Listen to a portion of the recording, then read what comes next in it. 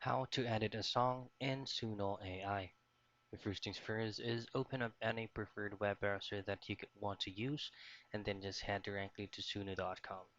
While you're on suno.com's homepage, just click on make a song. And once you're here, all you have to do is to upload the specific song that you'd like to edit.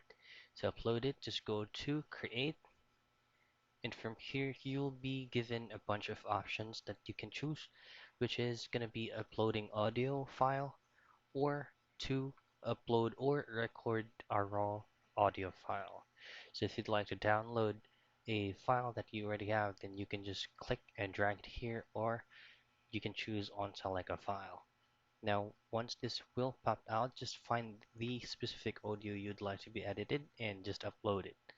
And once everything is uploaded, the only edit that you can do is to change the song title, the song lyrics, the type of music, and you can also add this on any workspace you want.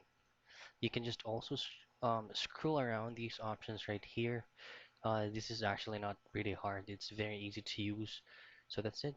That's how you can edit songs in Suno AI.